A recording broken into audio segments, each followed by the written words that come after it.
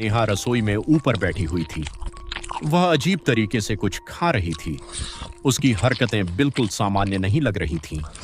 उसे देखकर ऐसा लग रहा था मानो कोई अनजानी शक्ति उस पर हावी हो गई हो। वह किसी की ओर देखे बिना अजीब सी आवाजें निकालते हुए खाना खाती जा रही थी। पूरा घर यह नजारा देखकर डर और सन्नाटे में डूब गया।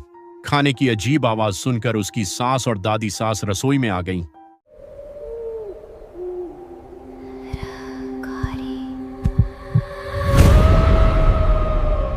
हर चीज आंखों से दिखाई नहीं देती, कुछ चीजें सिर्फ महसूस होती हैं, और जब वे महसूस होने लगे तब तक बहुत देर हो चुकी होती है। जो नजर नहीं आता जरूरी नहीं कि वह वहां ना हो। हर साया सिर्फ रोशनी से नहीं बनता, कुछ साए अपनी मर्जी से चलते हैं। कहानी भी उन्हीं रहस्यों में से एक है जो दिखाई तो नहीं देते लेकिन हमेशा हमारे आसपास मौजूद रहते हैं। सिया की शादी अभी अभी हुई थी। पूरे परिवार में खुशियों का माहौल था। घर को दुल्हन की तरह सजाया गया था और सभी ने उसका बड़े प्यार, सम्मान और उत्साह के साथ स्वागत किया। सिया की भाभी की बहन खुशी भी आई हुई थी।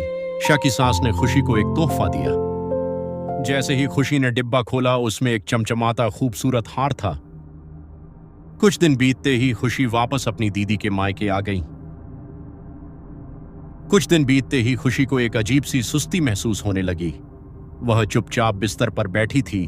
उसकी नजरें एक ही जगह टिकी थीं। अचानक कमरे की हवा भारी हो गई और सन्नाटा गहरा गया। उसे समझ ही नहीं आ रहा था कि उसके साथ क्या हो रहा है। धीरे धीरे उसके अंदर एक अजीब सा डर जन्म लेने लगा। धीरे धीरे उसकी तबीयत इतनी बिगड़ने लगी कि वह बिस्तर से उठ भी नहीं पा रही थी। चेहरा नीला पड़ चुका था और आंखों में अजीब सी दहशत साफ दिखाई दे रही थी। हर पल उसे ऐसा महसूस होता था जैसे कोई अदृश्य साया उसके आसपास मंडरा रहा हो। अब उसे समझ नहीं आ रहा था कि उसके साथ आखिर हो क्या रहा है। दिन बीतते गए लेकिन उसकी हालत में कोई सुधार नहीं हुआ। रात होते ही उसकी बेचैनी कई गुना बढ़ जाती थी। उसे बार बार महसूस होता कि कोई उसके कमरे में मौजूद है। ये मेरी बहन को अचानक क्या हो गया? इसकी तबीयत इतनी ज्यादा कैसे बिगड़ गई? अभी तो बिल्कुल ठीक थी। आखिर ऐसा क्या हुआ? नेहा गहरी सोच में पड़ गई। उसे समझ नहीं आ रहा था कि खुशी की तबीयत अचानक इतनी खराब कैसे हो गई। डॉक्टर भी कोई वजह नहीं बता पा रहे थे और यही बात उसे सबसे ज्यादा डरा रही थी। नेहा खुशी को एक के बाद एक बड़े अस्पताल लेकर गई। हर डॉक्टर ने उसकी जांच की लेकिन किसी भी रिपोर्ट में कोई बीमारी नहीं मिली। आखिरकार डॉक्टरों ने भी बेबसी से हाथ खड़े कर दिए और कहा, हम समझ नहीं पा रहे कि इसकी हालत क्यों बिगड़ रही है। दिन भर खुशी अस्पताल के बिस्तर पर बेबस पड़ी रहती थी। उसकी आंखें खुली होती लेकिन ऐसा लगता मानो वह किसी अनदेखी चीज को घूर रही। हर गुजरती रात के साथ खुशी की हालत और भी बिगड़ती जा रही थी। वह नींद में बार बार किसी अनजान नाम को बड़बड़ाने लगती जिसे कोई समझ नहीं पाता था।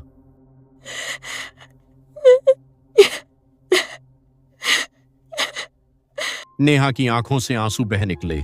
उसने खुशी का हाथ कसकर पकड़ते हुए कहा, बस अब बहुत हो गया। मैं अपनी बहन को इस तरह तड़पते हुए और नहीं देख सकती।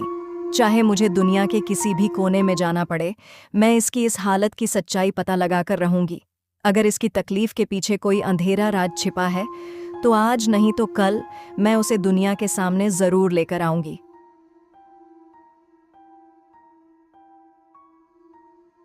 नेहा ने मन ही मन ठान लिया कि वह अपनी बहन को हर हाल में ठीक करके रहेगी। उसने तुरंत अपनी मां को फोन लगाया और खुशी की हालत के बारे में एक एक बात बता दी। यह सुनते ही मां के पैरों तले जमीन खिसक गई और उनकी आंखों से आंसू बहने लगे। अब पूरे परिवार को एहसास हो चुका था कि मामला जितना दिख रहा था उससे कहीं ज्यादा गहरा और रहस्यमय था। नेहा की मां कच्छ नाम के एक गांव में रहती थीं। वहां से आने में उन्हें पूरे 2 दिन लग गए। आखिरकार 2 दिन बाद वे नेहा के घर पहुंच गईं। माँ, मैं आपको क्या बताऊं? पिछले कुछ दिनों से दीदी के साथ बहुत अजीब अजीब चीजें हो रही हैं।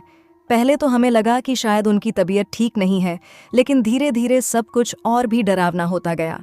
कभी वो अचानक किसी और की तरह बात करने लगती हैं, कभी बिना वजह जोर जोर से हंसने या बेटा, मुझे तो यह कोई साधारण बीमारी नहीं लग रही। अगर यह सिर्फ बीमारी होती तो अब तक दवा से कुछ न कुछ असर जरूर दिख जाता। बेटा, मैं एक बाबा को जानती हूँ, क्यों ना हम उनके पास चलें, शायद वही हमारी कुछ मदद कर सकें। मुझे पूरा यकीन है ये जरूर किसी काले जादू का असर है। हाँ माँ, आप बिल्कुल सही कह रही हैं।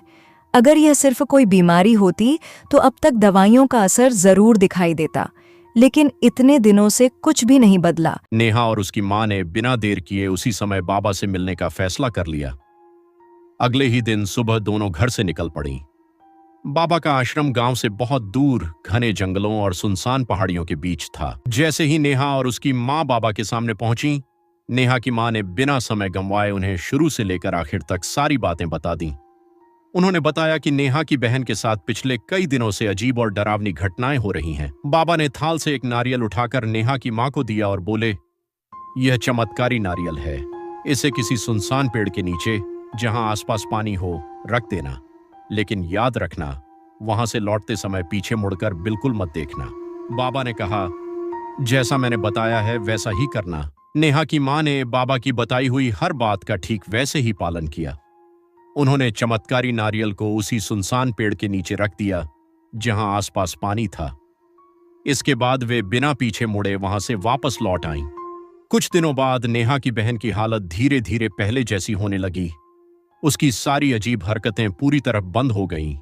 ये देखकर पूरे परिवार ने राहत की सांस ली और उनकी जिंदगी फिर से सामान्य हो गई। खुशी और उसकी माँ भी अब पूरी तरह शांत होकर अपने घर लौट गईं। सभी परेशानियां खत्म हो चुकी थीं और माहौल फिर से सामान्य हो गया। 3 महीने बाद नेहा एक बड़ी पार्टी के लिए तैयार हो रही थी। उसने खूबसूरत ड्रेस पहनी और आईने के सामने खुद को निहारा। चेहरे पर मुस्कान थी और दिल में नई उम्मीदें थीं। अचानक लाइट चली गई। नेहा चारों तरफ घना अंधेरा छा गया। कमरे में डरावना सन्नाटा फैल गया। फिर नेहा मोमबत्ती लेकर आगे बढ़ ही रही थी, तभी पीछे से कोई छिपकर उसे घूर रहा था। नेहा तुरंत मुड़कर पीछे देखने लगी। तभी उसने देखा कि कोई उसे घूर रहा था। यह देखकर उसके होश उड़ गए। वह लड़खड़ाकर जमीन पर गिर पड़ी और बेहोश हो गई। नेहा जमीन पर बेहोश पड़ी हुई थी। उसके हाथ से मोमबत्ती दूर जाकर बुझ गई। पूरा कमरा फिर से गहरे अंधेरे में डूब गया। सन्नाटे के बीच किसी के धीरे धीरे उसके पास आने की आहट सुनाई देने लगी। कुछ देर बाद जब नेहा की आंख खुली तो उसने खुद को घने जंगल के बीच एक सुनसान श्मशान में पाया। चारों तरफ डरावना सन्नाटा और अजीब अजीब चीखें गूंज रही थीं। चारों ओर धुआं फैला हुआ था और माहौल बेहद भयावह लग रहा था। यह देखकर नेहा डर के मारे कांपने लगी। वह श्मशान इतना डरावना था कि लोग दिन में भी वहां जाने से कांपते थे। चारों तरफ घना धुआं फैला हुआ था, मानो अभी अभी किसी की चिता जली हो। हवा में जलती लकड़ियों और राख की तीखी गंध तैर रही थी। पूरा माहौल इतना भयावह था कि वहां कदम रखते ही किसी का भी खून जम जाए। अचानक सामने से कई भटकती हुई आत्माएं प्रकट होने लगीं। वे डरावनी आवाजों में हंसते हुए नेहा की ओर बढ़ने लगे। नेहा ने किसी तरह हिम्मत जुटाई और वहां से भागने लगी। वह बिना पीछे देखे घने जंगल की ओर दौड़ती चली गई, लेकिन उसे एहसास हो रहा था कि कोई उसका लगातार पीछा कर रहा है। ये मेरे साथ क्या हो रहा है? पहले मेरी बहन के साथ ऐसा हुआ था और अब मेरे साथ। आखिर ये सब क्यों हो रहा है? नेहा खुद से बातें करने लगी। मेरे साथ ऐसा क्यों हो रहा है? पहले मेरी बहन और अब मेरी बारी क्यों? इन सवालों का जवाब सोचते सोचते उसका डर और बढ़ने लगा। पता नहीं उसके मन में क्या आया कि वह अचानक उठ खड़ी हुई। बिना कुछ सोचे समझे वह जंगल की ओर बढ़ने लगी। हर कदम के साथ उसका डर और भी बढ़ता जा रहा था। चलते चलते नेहा एक सुनसान झील के किनारे पहुंच गई। वह चुपचाप पानी के पास जाकर बैठ गई। झील का शांत। उस घटना के 1 हफ्ते बाद नेहा रसोई में ऊपर बैठी हुई थी। वह अजीब तरीके से कुछ खा रही थी। उसकी हरकतें बिल्कुल सामान्य नहीं लग रही थीं। उसे देखकर ऐसा लग रहा था मानो कोई अनजानी शक्ति उस पर हावी हो गई हो। वह किसी की ओर देखे बिना अजीब सी आवाजें निकालते हुए खाना खाती जा रही थी। पूरा घर यह नजारा देखकर डर और सन्नाटे में डूब गया। खाने की अजीब आवाज सुनकर उसकी सास और दादी सास रसोई में आ गईं। अंदर का नजारा देखकर दोनों के होश उड़ गए। नेहा बेहद डरावने अंदाज में कच्चा मांस खा रही थी। उसे देखकर दोनों डर के मारे वहीं स्तब्ध रह गईं। सुबह होते ही उन्होंने घर वालों को सारी घटना बता दी। नेहा अजीब तरीके से कच्चा मांस नोच नोच कर खा रही थी, जैसे उसे किसी चीज का बिल्कुल होश ही ना हो। नेहा की सास ने ये सारी बातें उसकी माँ को बता दी। बाबा को बुला लाए, जिन्होंने पहले नेहा की बहन को ठीक किया था। बाबा उसके पास गए और बोले, बोलो, तुम कौन हो? इस बेचारी लड़की को क्यों सताते हो? आखिर तुम्हारा मकसद क्या है? नेहा के अंदर से एक भारी और डरावनी आवाज आई। मैं इसे अंदर ही अंदर खत्म कर दूंगी, अब यह नहीं बचेगी। यह सुनते ही बाबा के होश उड़ गए और उनके चेहरे का रंग फीका पड़ गया। उन्हें तुरंत एहसास हो गया कि यह कोई मामूली प्रेत नहीं, बल्कि बेहद शक्तिशाली और खतरनाक आत्मा है। अब यह लड़ाई आसान नहीं होगी। इस पर किसी बहुत बड़ी काली शक्ति का साया है। अब सच सच बताओ, ये सब कब से हो रहा है? बाबा, ये सब तब से हो रहा है जब से मैं अपनी दीदी की ननद के ससुराल से लौट कर आई हूँ। बाबा, मैं दीदी की ननद के ससुराल गई थी क्योंकि दीदी किसी वजह से वहां नहीं जा पाई थी। वहां सब कुछ ठीक था, लेकिन लौटते समय दीदी की ननद की सास ने मुझे एक तोहफा दिया। मैं वह तोहफा लेकर घर लौट आई। उसके अगले ही दिन से मेरी तबीयत अचानक खराब रहने लगी। अब दीदी की तबीयत भी अचानक बिगड़ गई है। मुझे लगता है हम किसी अहम बात को नजरअंदाज कर रहे हैं। हो ना हो, यही सब होने की असली वजह है। जैसा कि तुमने बताया था कि तुम अपनी दीदी की ननद के ससुराल गई थी, जहां उनकी सास ने तुम्हें एक तोहफा दिया था। जी बाबा, आप सही कह रहे हैं। जरूर कोई ऐसी चीज है जिसे हम देख नहीं पा रहे हैं। शायद वही हमारी सारी परेशानियों की जड़ है। मुझे ऐसा लग रहा है कहीं उस तोहफे में ही तो कुछ नहीं। हाँ, ऐसा भी हो सकता है। क्या तुम वह तोहफा मुझे दिखा सकती हो? फिर खुशी वह हार लेने कमरे में जाती है। उसने वह हार एक कबर्ड में रख दिया था, इसलिए वह उसे निकालने के लिए अंदर चली जाती है। फिर जैसे ही खुशी अलमारी खोलती है, वह देखती है कि वह हार वहां नहीं है। यह देखकर वह बुरी तरह घबरा जाती है। फिर खुशी दौड़कर बाबा के पास जाती है और उन्हें बताती है कि वह हार अलमारी से गायब हो गया है। जब मैं घर जा रही थी तब मैंने वह हार उतारकर वहीं अलमारी में रख दिया था। मुझे लग रहा है कहीं वह हार नेहा के गले में तो नहीं है। शायद उसने वह हार पहन लिया हो, तभी उसकी यह हालत हुई हो। नेहा की मां को पूरा यकीन हो गया था कि उसी हार की वजह से नेहा की यह हालत हुई है। जब सब लोग नेहा के कमरे में जाकर देखते हैं तो उसके गले में वही हार चमक रहा होता है। यह देखकर सभी के होश उड़ जाते हैं। अब सबको यकीन हो जाता है कि उस हार में किसी बुरी और रहस्यमयी शक्ति का साया है। बाबा ने बताया, मैंने अपनी दिव्य दृष्टि से इस हार को देखा है। अब मुझे सारा खेल समझ आ गया। यह तोहफा खुशी के लिए नहीं, बल्कि नेहा के लिए था। इसे तुरंत श्मशान की अग्नि में डालना होगा, तभी नेहा की जान बच पाएगी।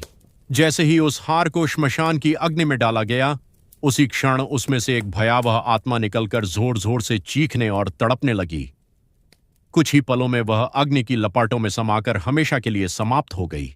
माहौल शांत हो गया और नेहा की जान बच गई। लेकिन सबसे बड़ा सवाल अब भी बाकी था। आखिर वह हार खुशी के जरिए नेहा तक क्यों पहुंचाया गया, और उसकी ननद की सास एक प्रेत की मदद से नेहा को मरवाना क्यों चाहती थी? राज बहुत गहरे थे। हर सच के पीछे एक और डरावना सच छिपा था, और असली खौफ तो अब शुरू होने वाला था।